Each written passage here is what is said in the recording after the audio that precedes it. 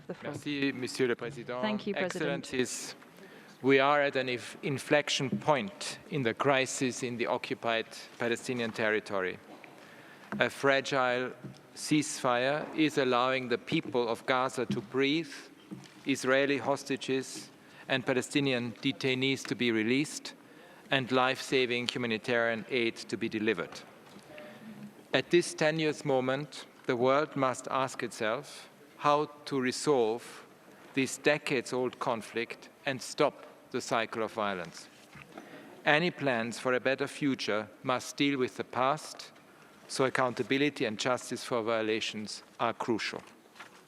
For more than 57 years, people in Gaza and in the West Bank, including East Jerusalem, have been suffocating under Israeli occupation. They have been denied their most basic human rights, from the right to self-determination, to freedom of movement, to an adequate standard of living. In Gaza, they have been subjected to blockades amounting to collective punishment. In the West Bank, illegal settlements and violence have been growing for decades in violation of international law, with a significant increase over the past 3 years. Most of these violations have gone unpunished. There is absolutely no justification for the horrific attacks committed on 7 October 2023, when Hamas and other Palestinian armed groups brutally assaulted Israeli communities, killed civilians, and took more than 250 hostages, and I have repeatedly condemned these acts. And nothing justifies the appalling manner in which Israel has conducted its military operations in Gaza, which consistently breached fundamental principles of international humanitarian law. According to the Gaza Ministry of Health, more than 48,000 people, most of whom are women and children, have been killed. Over 35,000 children have lost one or both parents. More than 1,054 medical personnel have been killed, with many others injured or detained by Israeli forces. At least 277 United Nations staff have been killed, as well as a reported 200 journalists and media workers. Over 2/3 of essential infrastructure is destroyed or damaged. The level of devastation to basic features of civilian life across Gaza is massive, from homes to hospitals to schools to the justice system. Restrictions imposed by Israel, despite its obligations as occupying power, have created a humanitarian catastrophe. And an estimated 90% of the population has been displaced, often multiple times. In the West Bank, Israel has ramped up its use of unnecessary and disproportionate force against Palestinians, has destroyed refugee camps, severely restricted movement, and displaced tens of thousands of people. In the northern West Bank, many are now in need of urgent humanitarian assistance. Torture and ill treatment of detainees has been a continuing and appalling feature on all sides.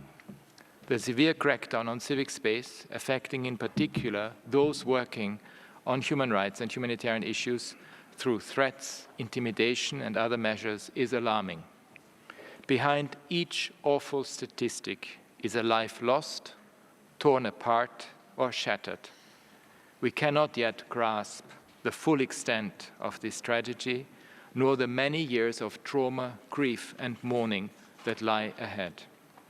Mr. President, the report before you today takes stock of the raft of international human rights violations in the occupied Palestinian territory and the absence of meaningful accountability for them.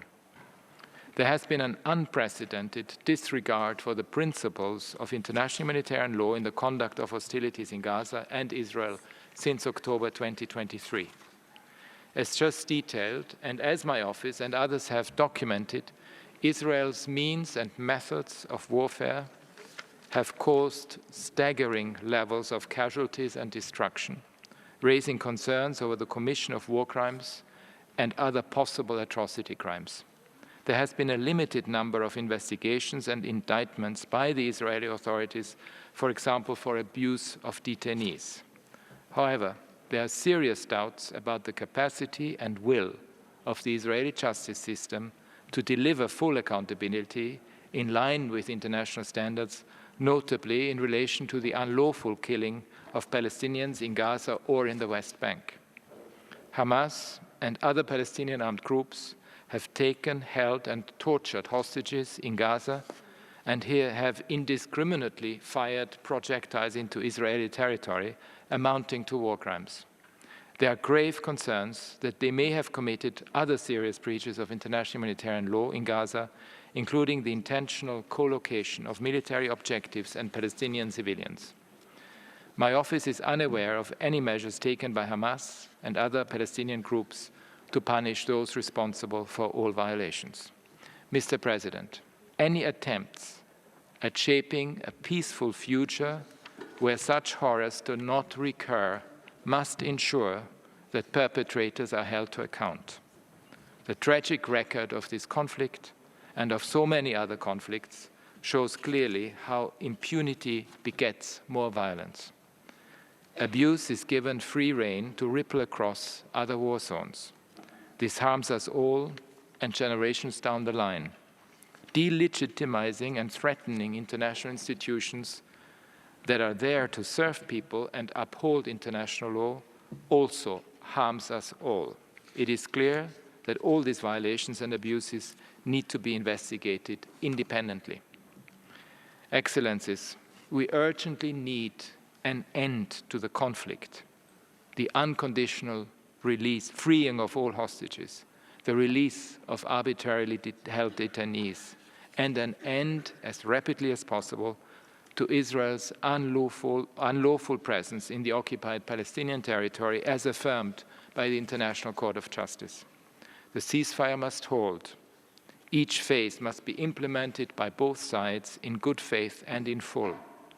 And all of us must do everything in our power to build on it, to create a path to a sustainable peace so that Palestinians and Israelis can live side by side in equal dignity and rights.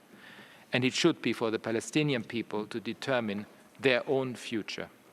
We must resist any normalization of unlawful conduct, including proposals for annexation or forced transfer, which could threaten the peace and security of Palestinians and Israelis and of the wider region.